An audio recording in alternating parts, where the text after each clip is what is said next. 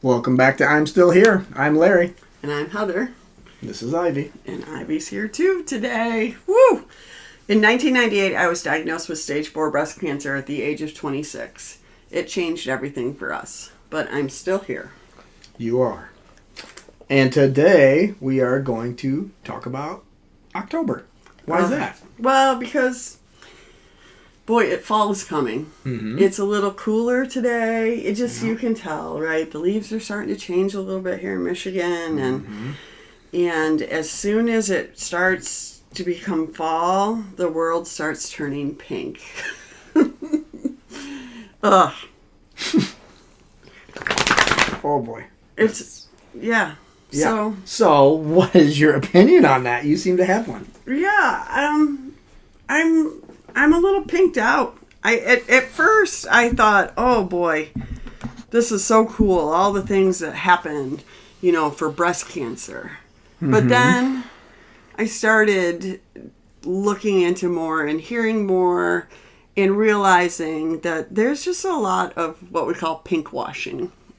That we live in a capitalist society. Yeah, and so the goal is to profit off of things, and we can do that by saying that we're doing good for breast cancer, right? Yeah. I think there's two sides to this. I think there's the corporation side that honestly is doing this to make a buck. Oh, absolutely. Yeah, still help out a little bit. Maybe. Still they do. Mm-hmm. There's very few that don't spend some money on some sort of help.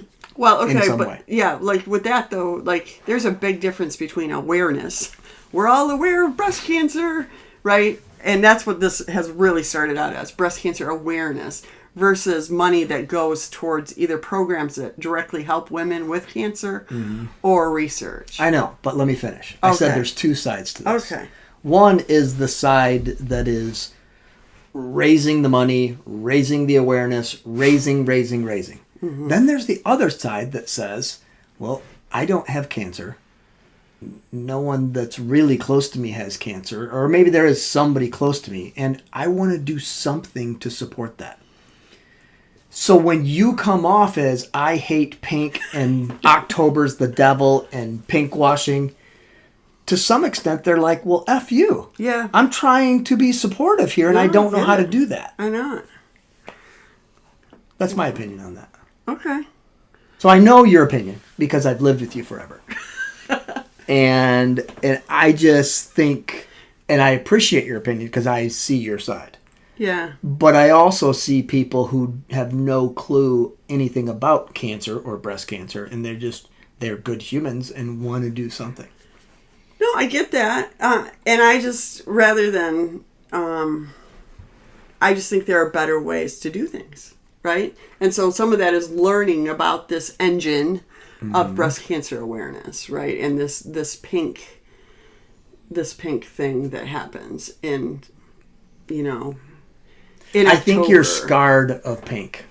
Well, yeah, I am, but there's also this really strong, it's almost like, let's take cancer and make it all pretty and put a bow on it. Mm-hmm. And then everybody will get behind it. And also But just in general, breast cancer awareness is not a bad thing. Yeah, but I guess I think we're aware. Well, I think it's an extraordinary disappropriation of funds that go to breast cancer compared to other cancers. I totally agree. Okay, why is that? Because there's been some really great because of marketing, pinkwashing because and of breast cancer awareness. I agree, but I think so. It's not all bad, right? But what is bad is that the numbers of people that are dying hasn't changed with all of this money being raised and all of this awareness. No, that's not true. Since when? The overall survival. In it depends 40 on years. Again, 40 years you're going with. Okay. That's what you're skewing stats. I know that, but in 100 years, it's gotten miraculously better. You can take stats and I can. But again, when you look at it's disproportionate, the amount of money raised so I know what the impact has been on women. So yes, but in the last 20 years, the number of women and men being diagnosed with breast cancer has gone up. The number of women and men dying from breast cancer has gone down by quite a bit. The percentage has gone down. The number of people dying of breast cancer has stayed pretty stagnant. But more people have gotten it. Less people are dying from it. Do you follow that? I do follow that. All right. I also think there's just an exorbitant amount of money that goes to people's pockets. No doubt. And we need to talk about that. And also, in you a need way... to be smart donators. Right. You do. You know, and... I'm trying to take the side of the person who wants to do something that donates their time or their money or, that kind of thing, trusting in who they're donating to and just getting swindled. I just think about, like, there's just everything in the world gets painted pink, and to me, I think the other thing that really resonates with me with this is, like, breast cancer is not pretty. Mm-mm. It's not freaking pretty. No. And it's like, it makes me so mad that it's like, oh, well, we'll paint it pink and call it good. Or we'll make a cute slogan about saving a part that's really a part of the body that's really important to, turns out, men. Yeah. As much as women. Right. You know what I mean? No doubt. And we, mm-hmm. And so me as somebody who lives with breast cancer is supposed to go, thank you. No, I want to say F you. Like, right. Again. But F you to who? Well, to the people that are profiting off it, or the people that have not.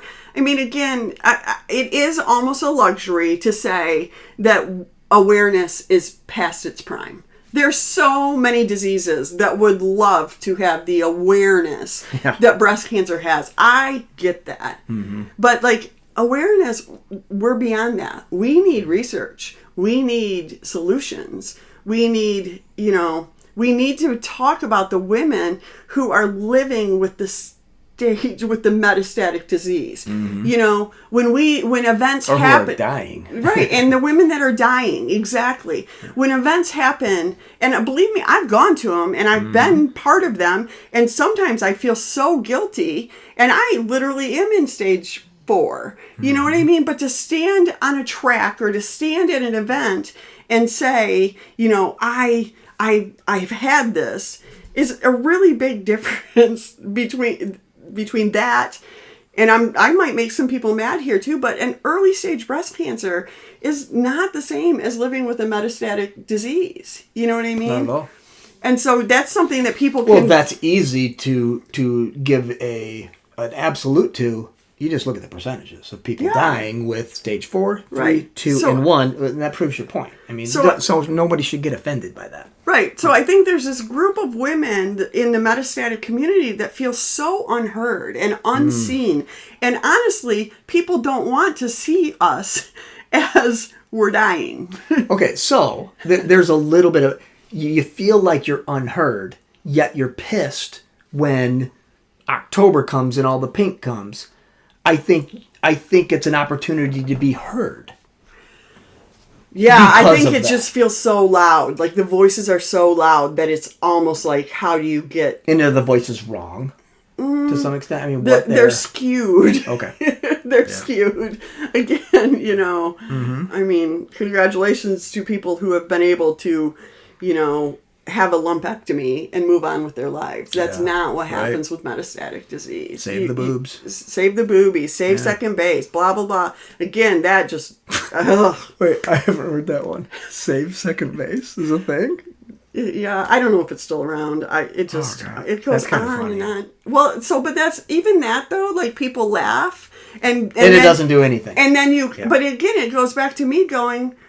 It makes me really mad. Pissed off. Like, I don't get to save second base. No, I get it. And anybody talking about that and insinuating to me that I should think that's funny, right, makes me really mad. Right. I can see that for sure. You know, I mean, that's again, you know, the whole patriarchy issue is a thing for me, but that's like me saying like, save the balls or whatever it is, and expecting you to be like, you know, hey, that's funny, dude, you know, and like, it doesn't happen like that, right? Not at all. Testicular cancer, 100% oh my gosh, that's such a big thing. Right. Whew, so skewed. So, well, get to how you really feel about it. It's funny. Metaviver, which is an organization, a great organization. Yes. They 100% of their donations go to research for metastatic disease. They run their you know, all of their operations out of donation or something else. They don't, any money that comes in, they send it to research. And that's a big one for anybody you're donating to. You have to research on what percent goes to the administration and running of the company versus if it's a money collected to go to research, or is it money collected to help cancer patients, or is it money collected to do something else tied to breast cancer. You got to know where that money's going, and it's not overly difficult to research that information. No, and I'm not against organizations that are doing good things for women with breast cancer either. You know what I mean? There's some organizations that really their job or their goal is to improve the quality of life of women with breast cancer, be it through financial needs, which is so important. I mean, you know, breast cancer so sidelines people financially, and then, or even to do things that are, you know, really nice in terms of a vacation or something like that. I have no problem with that. But there are good and bad of those. There are. You know, when you're scraping a bunch from the top to live a really good life and making $180,000 a year as the CEO of this, that's a big problem for me, I'm guessing. For those of us who don't have combined incomes of that, right? No, God, no. Not even close. So, that's the part that, boy, you're doing a good thing, but you're just pretending kind of, you know? Well, there's just so much, again, there's so much money out there, right? And then also I think about people like my oncologist who does so much research and just is so grateful for every dollar that goes to her lab, right? And it's like, and even some of, I don't know, some of the hoops and things that researchers have to go through to get grants and get things funded. I think, you know, as with a lot of things when you're donating money, staying local is a pretty easy way to donate money, and you're putting a check in somebody's hand, or you're Venmoing somebody that you've shaken their hand, that kind of thing, whether it's your local church that's doing outreach for cancer patients, meaning meals and stuff like that, and they have a list and they're doing that, or if it's, you know, for us, hey, you know what, write a check to Dr. Mariah at the University of Michigan, and I guarantee you, what? To her lab. To her lab, and I guarantee you that money's going to be well spent because I know her and the integrity of her, and she's. Well, I think again, all of that is just do your research, right? Because there are some great organizations that are nationwide too, but you need to look into that, and all of that then comes back to me thinking about like me buying a pink spatula or whatever. And all the stuff is coming into the stores. I mean, I was driving yesterday and I drove by a propane truck that's pink. And I'm like, okay, what are we doing with that? You know, and like, maybe it's great. And maybe that company might. I hope so. You know, his or her, in their family, they might have cancer, and they're donating 10% of all proceeds to something. It could be awesome. Yeah. You got to research, and you got to know, and then you know. Yeah. You know, don't watch a commercial and go, oh, I'm good, because your money may not go a long way.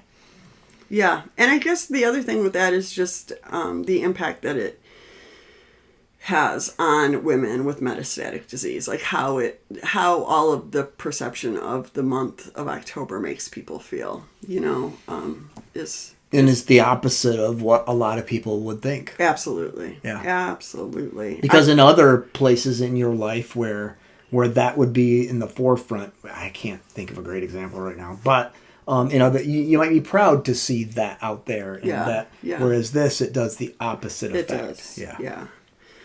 And is that true? I think I can answer it. It's not true for all cancer patients.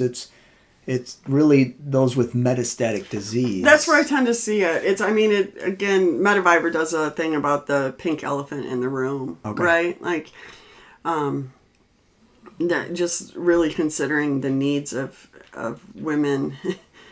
That I don't know why I keep thinking about a track. It must be that it was early on. There's been we've done some things on the track, different tracks, whatever events, even the walking type of things, and especially even when you were going through treatment. Yeah, I remember. Yeah, and it's like I've realized that the ones that are healthy enough to stand on those tracks are not the ones that are really in need of the ones that are really fighting for their lives and really hoping for the next drug to come through. And also, the amount of times in my life that I've been asked, even by medical professionals, so you're cured or you're in remission.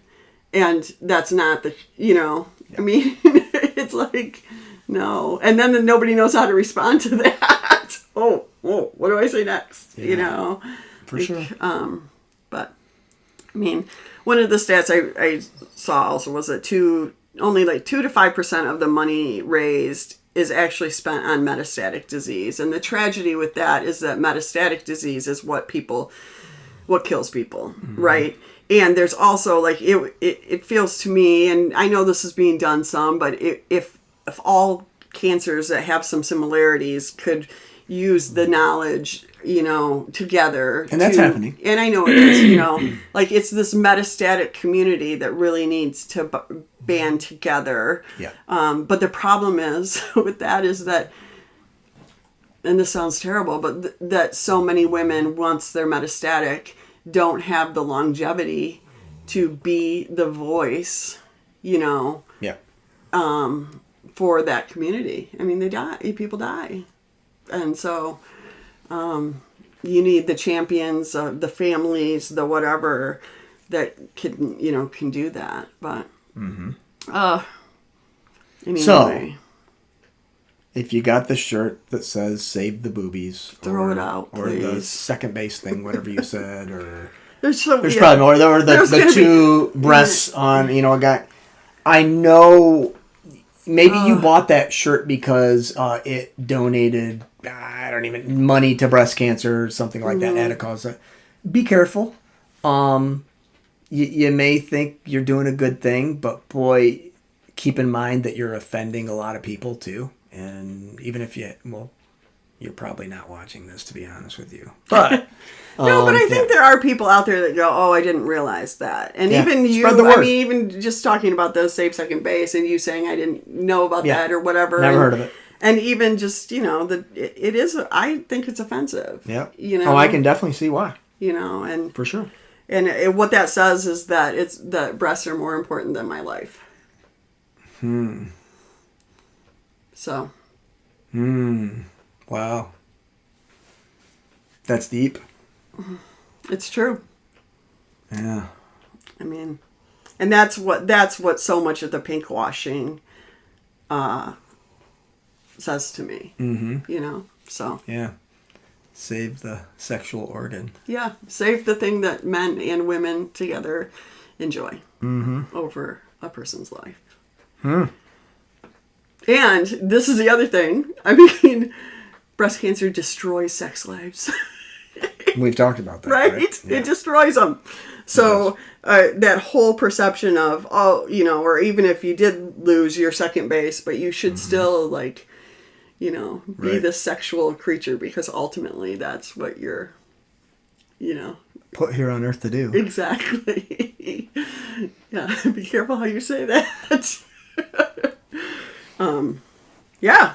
So these are the things that get me really fired up, right? I know, we're going to talk more about this. And boy, I know some of you survivors out there, especially listen to this, have an opinion on this, Yeah. please leave a comment. Yes. And do we need to maybe even go into a different angle on this? We'd love to do that. And we want to get your voice out there. Absolutely. Not just Heather's. And then you never know. And maybe that leads to something else. Yeah. We don't know. You know what? Maybe this week I'll put something out about how does October make you feel on my Facebook page. Yeah. Because some people I do have, so I just good. Yeah, and that's okay too, I guess. I do have a Facebook page that's public, Heather Jose. So I'll put it out on that along with the podcast link. But please, weigh in. I'd love to hear how you feel about that. And again, if you're a man that's listening